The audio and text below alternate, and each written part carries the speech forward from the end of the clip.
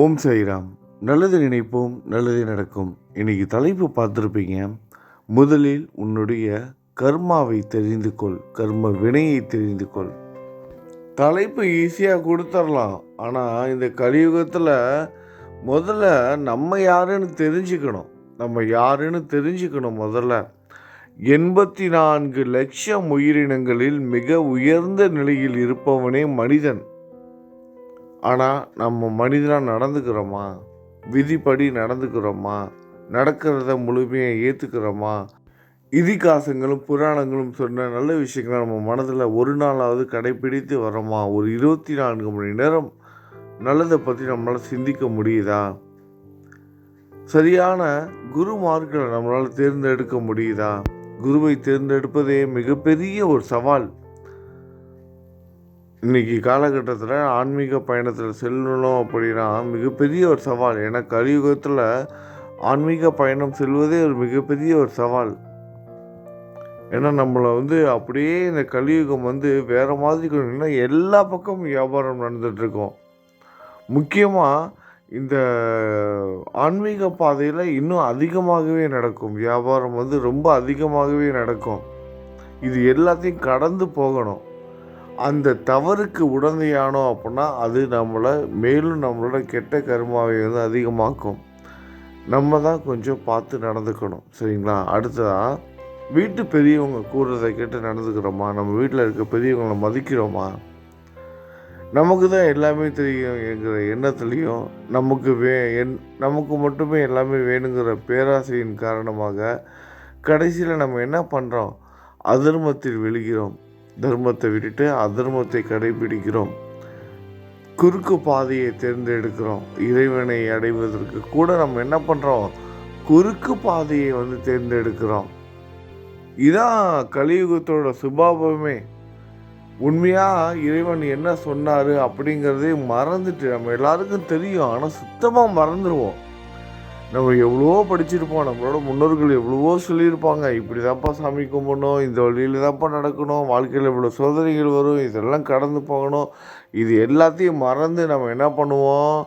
குறுக்கு பாதையில் போவோம். நம்மளோட கஷ்டங்கள்லேருந்து மீண்டு வருவதற்காக அவங்க சொன்னாங்க, இவங்க சொன்னாங்க, அது பண்ணணும், இது பண்ணணும், இப்படி வழிபடணும்.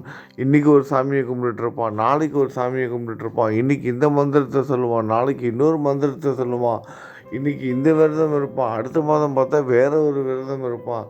இது எல்லாத்தையும் மறந்து மறந்து மறந்து கடைசியில் அவனையே மறந்து என்ன பண்ணுவான்? தான் 84 லட்சம் உயிரினங்களில் மிக உயர்ந்த நிலையில் இருப்பவன் மனிதனே. அப்படிப்பட்ட ஒரு மனித பிறவி நம்ம கிடைச்சிருக்குங்கிற அந்த உண்மையை மறந்து மீண்டும் புழுவாக பிறப்பான். ஒவ்வொரு மனிதனுக்கும் பல விலங்குகளும் உதவி செய்து கொண்டு இருக்குது. மிருகங்கள் நமக்கு உதவுகின்றன. நாய் நன்றி உணர்வுடன் உள்ளது. உடும்பு, மாடு இவற்றின் தோல் நமக்கு பயன்படுது. உடும்போட தோலும் மாடோட தோலும் நமக்கு பயன்படும்.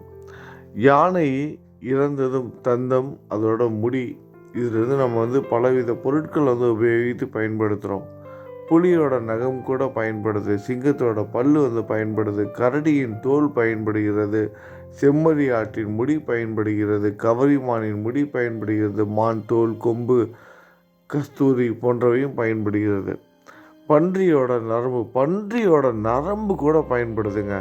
முள்ளமன்றியோட முள், குதிரையோட வால், ஒட்டகத்தின் நீர்ப்பகுதி, திமிங்கலத்தின் எண்ணெய், ஆமை ஓடு கூட நமக்கு பயன்படுது. இப்படி எல்லா உயிரினமும் இறந்து மனிதனுக்கு உபயோகமாக பயன்படுகிறது. இது எல்லாத்தையும் விடுங்களேன். மரம் செடி கூட நமக்கு பயன்படுது, நம்ம எல்லாருக்கும் தெரியும். இது எல்லாத்தையும் விடுங்க.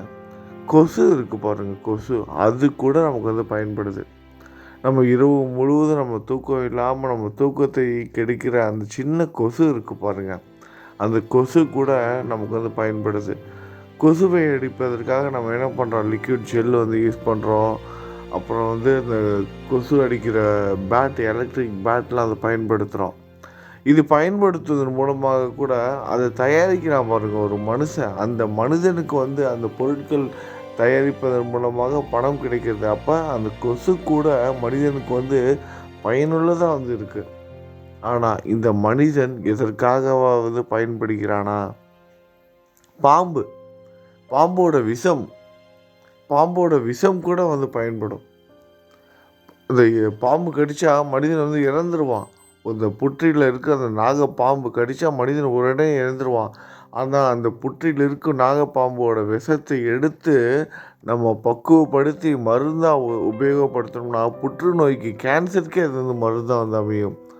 புற்றினுள் இருக்கும் பாம்பின் விஷம் கூட புற்றுநோய்க்கு மருந்தாகிறது. நம்ம இப்போ கேள்வி கேட்கலாம், ஒரு கேள்வி, எதிர்கேள்வி. விவாதம் செய்கிறவங்க அந்த கேள்வியை கண்டிப்பாக கேட்பாங்க. ஏன் நம்மளோட கண், இதயத்தை கூட நம்ம தானம் கொடுக்குறோமே அப்படின்னு. மனிதன் இறந்த பிறகு, அந்த மூளை சாவு அடைந்த பிறகு நம்ம தானம் கொடுக்கலாமே அப்படின்னு. ஆனால் ஒரு சில மணி நேரத்துக்குள்ளே அதை பயன்படுத்தியே ஆகணும். இல்லைன்னா அதை பயன்படுத்த முடியாது. அப்படியே அது நம்ம ஒரு சில மணி நேரத்துக்குள்ளே அதை நம்ம மாற்று அறுவை சிகிச்சை செய்தாலும் அது எந்த அளவுக்கு சக்ஸஸ் ஆகும்னு தெரியாது. அது கூட ஃபெயிலியர் கூட ஆகிறதுக்கான வாய்ப்புகள் இருக்குது. இப்படி ஒவ்வொரு விஷயத்துலேயும் நம்ம மனிதனாக பிறந்திருக்க நம்ம நிறைய விஷயங்கள் மறந்துடுறோம். ஆனால் விலங்குகளுக்கு நமக்கு உண்டான ஒரு மிகப்பெரிய ஒரு பலம் என்ன தெரியுமா? நமக்கு இருக்கிற பலம் என்னென்னா, நம்ம இறைவனை உணர முடியும். நம்மளோட முற்காலத்தையும் பிற்காலத்தையும் உணர முடியும். நம்மளோட கர்மா என்னங்கிறத உணர முடியும். நம்ம என்ன பண்ணிக்கிட்டு இருக்கோம், இதனால் என்ன தீய செயல்கள் நிகழ்ந்துக்கிட்டு இருக்கு, எல்லாத்தையும் உணர முடியும். ஆனால் இதிலேருந்து நம்ம விலகி போயிடுறோம். எந்த உயிரினத்திற்கும் கடவுளை உணர முடியாது. ஆனால் மனிதனால் உணர முடியும். அப்படி முடிந்தும் கூட அவன் அதை உணராமல் தவிர்த்தால், உணர்ந்தும் அதை மறுத்தால், உணர்ந்து கொள்வதற்கு முயற்சி செய்யாமல் இருந்தால் மீண்டும் அவன் புழுவாகவே பிறப்பான். நம்மளோட குரு, நம்மளோட சாய், அவர் சொல்கிற அந்த ஒவ்வொரு விஷயம், சாய் சச்சேதம் படிக்கும்போது அந்த உண்மையான கருத்துக்களை நம்ம சரியாக புரிஞ்சுக்கணும். நிறைய நண்பர்கள் புரிஞ்சுக்கிறது கிடையாது. கர்ம வினையை போக்குவதற்காக சாய் நிறைய விஷயங்கள் சொல்லி கொடுத்துருக்காரு. ஆனால் அது எதையுமே நம்ம சரியாக புரிஞ்சுக்கிறது கிடையாது. நம்ம அப்படியே என்ன பண்ணுறோம்னா, தவறான வழிகாட்டுதலோடு நம்ம வழி நடத்தி கொண்டுட்டு போயிட்டுருக்கோம். பசியாக இருப்பவங்களுக்கு உணவு கொடுக்கணும். ஏதோ பேருக்கு அன்னதானம் கொடுக்கக்கூடாது. ஒவ்வொருத்தருக்கும் ஒவ்வொரு வேலையை கொடுப்பாரு சாய். யாருக்கும் இந்த மந்திரத்தை சொன்னால் இந்த பலன் கிடைக்கும் நம்ம உபதேசிக்க கூடாது. சாய் பக்தர்கள் இந்த தவறை செய்யாதீங்க. யாருக்கும் போயிட்டு இந்த பூஜை முறையை குறிப்பிட்டு சொல்லக்கூடாது. இந்த மந்திரத்தை நீங்கள் சொன்னீங்கன்னா அது உங்களுக்கு சொல்கர்மால போய் முடியும். நல்லா தெரிஞ்சுக்கோங்க. ஒரு குறிப்பிட்ட ஒரு விஷயத்த சொல்லி இதை நீங்கள் பண்ணுங்கள், நல்லதாக நடக்கும் அப்படின்னா பொதுவாக வேணால் சொல்லலாம். ஆனால் இதை நீங்கள் செய்தீங்கன்னா கண்டிப்பாக உங்களுக்கு இது நடந்துருங்க அப்படின்னு நீங்கள் அணித்தனமாக சொல்லக்கூடாது. ஏன்னா ஒவ்வொரு கர்மாவிற்குமான ஒவ்வொரு தீர்வும் வேறு வேறு மாதிரி இருக்கும். ஒரு 100 பேர் ஒரு மந்திரத்தை சொல்லி பிரார்த்தனை பண்ணாங்கன்னா 100 பேருக்குமே பலிச்சிடாது. அதில் 2-3 பேருக்கு பலிக்கும். அந்த 2-3 பேருக்கு பலிக்குதுங்கிறதுக்காக 2000 பேருக்கு நம்ம போய் சொல்லக்கூடாது. ஒவ்வொருத்தங்களுக்கு ஒவ்வொரு விதமான கர்ம வினையை போக்குவதற்காக சாய் ஒவ்வொரு விதமான அனுகூலங்களை ஏற்படுத்தி கொடுப்பாரு. இடையில நம்ம அவங்க குழப்பி விடக்கூடாது. அது அவங்களுக்கு செய்கிற பாவம் மட்டும் கிடையாது, உங்களுக்கே நீங்கள் செய்கிற பாவம். அது பாவத்தை ஏற்றுக்குறீங்க. தேவையில்லாத பாவத்தை, நல்லது செய்கிறேங்கிற பேரில் பாவத்தை ஏற்றுக்குறீங்க. கெட்டதுக்கு துணை போகாதீங்க. கெட்ட விஷயம் இது. இறைவனை கை காமிக்கிறது மட்டும்தான் உங்களோட வேலை. சாயை, ஒரு குரு இங்கே இருக்காரு அப்படிங்கிற அந்த பிரச்சாரத்தை மேற்கொள்வது மட்டும்தான் உங்களுக்கு கொடுத்துருக்க சேவை. அதை நல்லா புரிஞ்சுக்கோங்க. சாயோட பேரை சொல்லி கொண்டு நீங்கள் உங்களுக்கு தெரிந்த பூஜை புனஸ்காரங்களை மற்றவங்களுக்கு சொல்லி கொடுப்பது உங்களோட வேலை கிடையாது. அவங்களுக்கு தெரியும். சாய் காமிப்பார். ஒவ்வொரு பக்தர்களோடும் நேரடியாக அவர் தொடர்பு கொள்வார். யாருக்கும் போயிட்டு ஒரு மந்திர உபதேசமோ இல்லை பூஜை செய்கிற முறையையோ நீங்கள் சொல்லி கொடுக்காதீங்க. அவங்கவுங்க குடும்பப்படி, அவங்கவுங்க வழக்கப்படி, அவங்கவுங்க சாமி கும்பிடுவாங்க. சாய் அவங்கவுங்களுக்கு கடவுளை போய் சொல்லி கொடுப்பார். ஏதோ உங்களுக்கு மட்டும்தான் சாய் காட்சி கொடுப்பாருன்னு நினைக்காதீங்க. யாரெல்லாம் முழுதோ மனதோட சாயை நம்புகிறாங்களோ எல்லாருக்குமே காட்சி கொடுப்பார். ஒரே நேரத்தில் 1000 பேர் என்ன, 1,00,000 பேர் என்ன, கோடி பேர் வீட்டுக்கு கூட நேரடியாக போகிற சக்தி படைத்தவர் அவர். அப்படி இருக்கிற சாயி உங்கள் ரூபத்தில் தான் போயிட்டு அவங்களுக்கு வந்து இந்த விஷயத்த சொல்லணுங்கிற அவசியம் கிடையாது. நேரடியாக அவர் போவார், சொல்லி புரிய வைப்பார். நீங்கள் சாயை வந்து கையை காமிங்க. ஒரு குருவிடம் கொண்டு போயிட்டு விடுங்க. அதுதான் நீங்கள் இறைவனுக்கு செய்கிற சேவை. இறை சேவை செய்கிறங்கிற பேரில் நீங்கள் மந்திர உபதேசங்களோ வழிபாட்டு முறைகளோ சொல்லிக் கொடுப்பதற்கான அந்த உரிமையை அங்கீகாரத்தை உங்களுக்கு யாராவது கொடுத்துருக்காங்களான்னு ஒரு நிமிஷம் யோசித்து பாருங்கள். யாருக்கும் அந்த மந்திர உபதேசம் பண்ணுவதற்கான அங்கீகாரத்தை கொடுக்கல. அவர் மந்திர உபதேசம் செய்ததும் கிடையாது, செய்ய போகிறதும் கிடையாது. கோயிலுக்கு போங்க, கோயிலுக்கு போங்க, அங்கே போயிட்டு புண்ணிய காரியங்களை செய்யுங்க. கோவில் கட்டுவதற்கான உங்களுக்கு முடிஞ்சால் கோவிலுக்கு வந்து ஏதாவது ஹெல்ப் பண்ணுங்கள். கோயில்னால் நீங்கள் என்னெல்லாம் நினச்சிக்கிறீங்க, எல்லாரும் சாய் கோவில் கட்டணும்னு. கோவில் கட்டுங்கன்னு சொன்னது அவருக்கு அவர் கோவில் கட்ட சொல்லுங்கள். உங்கள் வீடு பக்கத்தில் எவ்வளவு பழைய கோவில்கள்லாம் இருக்குது. எத்தனை கோவில்கள் இன்றைக்கி வந்து கேட்பாரற்று கிடக்குது. 1000 வருஷம் 2000 வருஷம் பழமையான கோவில்கள்லாம் பராமரிப்பு செலவில்லாமல் இருக்குது. அதெல்லாம் தான் புனரமைப்பதற்கு சாய் வந்து உதவி செய்ய சொன்னார். இன்றைக்கி எல்லாமே தவறாக வந்து புரிஞ்சுக்கிட்டு நம்ம என்னென்னமோ பண்ணிகிட்ருக்கோம், ஜோக்கர் மாதிரி. அவருக்காக கோவில் கட்ட சொல்ல, அவர் சொன்னதை சரியாக புரிஞ்சுக்கணும். உங்களோட குலதெய்வ கோயிலுக்கு போகணும், அங்கே எவ்வளோ பிரச்சனைகள் இருக்கும். முடிஞ்சால் அதில் இருக்கிற ஒரு சில பிரச்சனைகளை தீர்த்து வைங்க. சரியாக குடி தண்ணீர் வராமல் இருக்கும், சுத்தம் பண்ணுறதுக்கு சரியான ஒரு டஸ்ட்பின் வாங்கி வைங்க, ஒரு குப்பை தொட்டியை வாங்கி வைங்க. ஏதோ ஒரு குடி தண்ணீர் குழாய் ஒன்று அமைத்து கொடுங்க. இல்லைன்னா ஒரு பானையை, வெயில் காலத்தில் வந்து அங்கே பக்தர்கள் குடிப்பதற்காக ஒரு பானையை வாங்கி கொடுங்க. வாட்டர் ஃபில்டர் வந்து போட்டு கொடுங்க.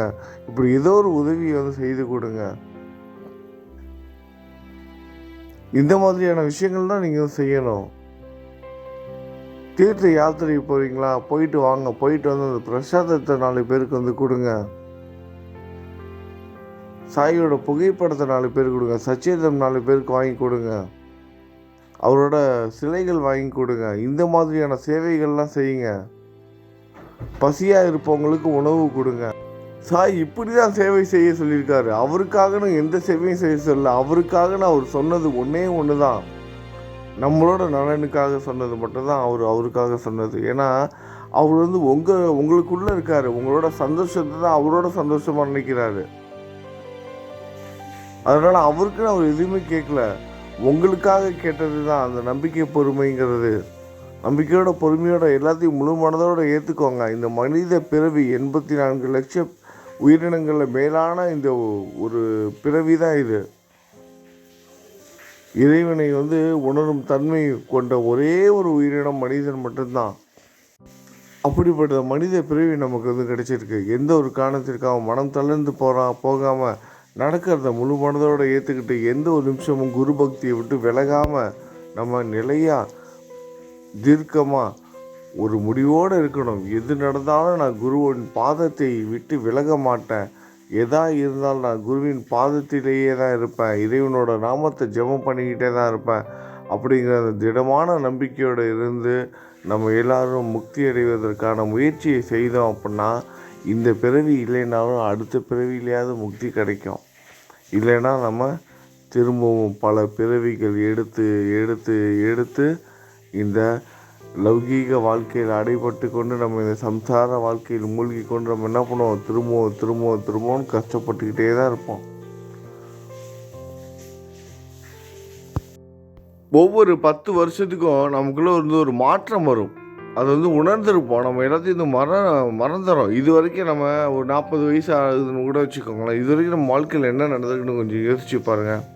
முதல் 10 வந்து பதற்றமாக இருப்போம். அந்த ஸ்கூல் டைமில் எதுக்கு படிக்கிறோம், ஏன் படிக்கணும், ஒரு பதற்றமான சூழ்நிலையே அந்த படிப்பு வயது வந்து போயிருக்கோம்.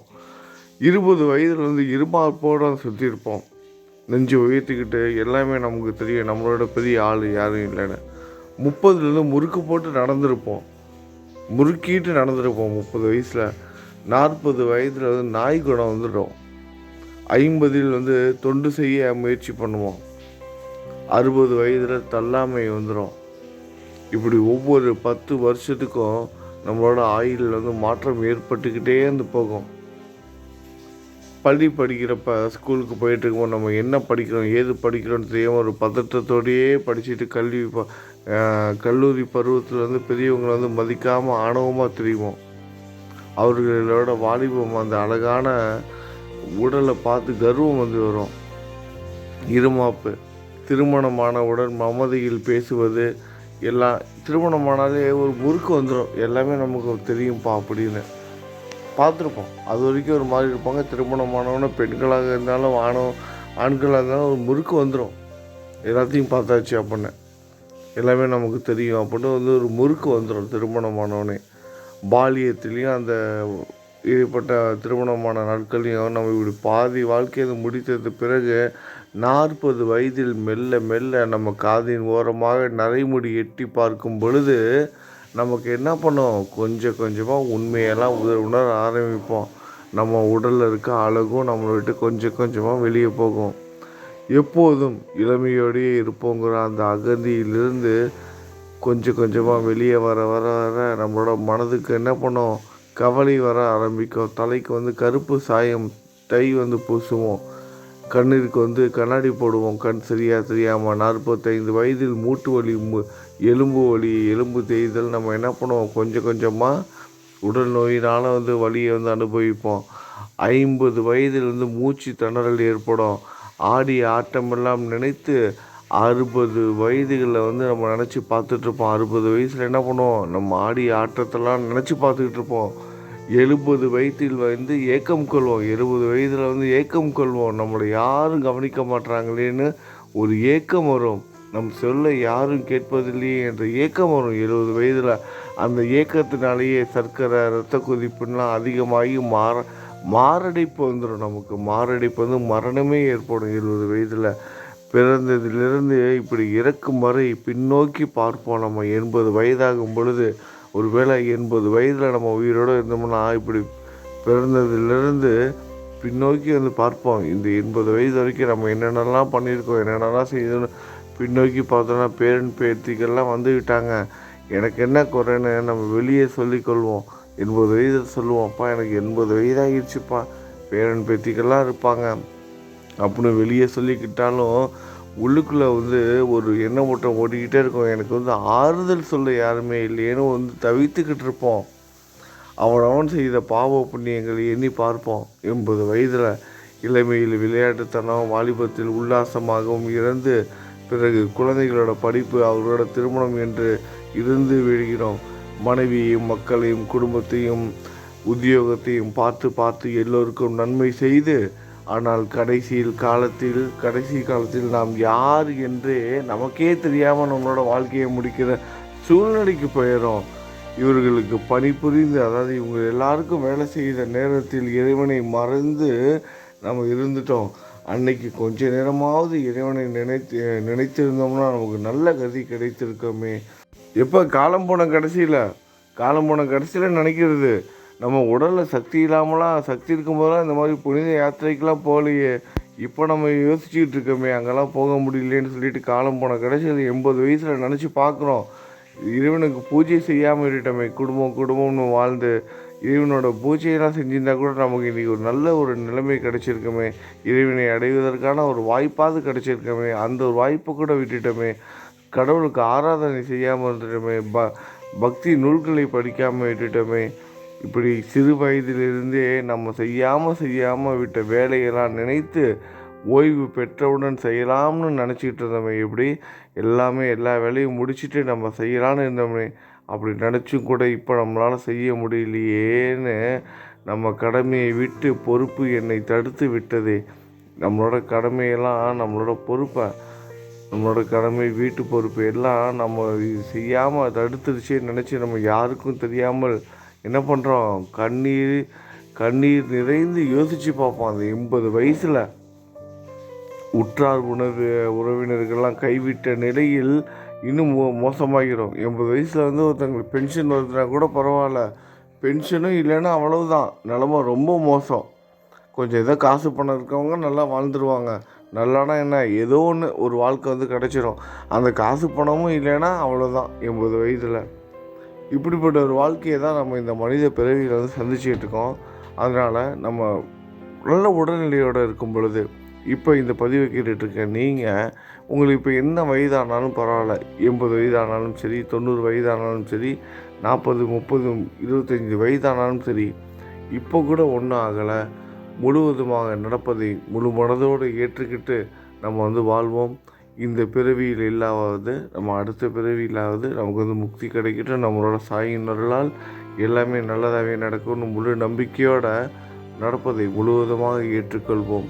நல்லது நினைப்போம், நல்லதே நடக்கும். ஓம் சாய்ராம்.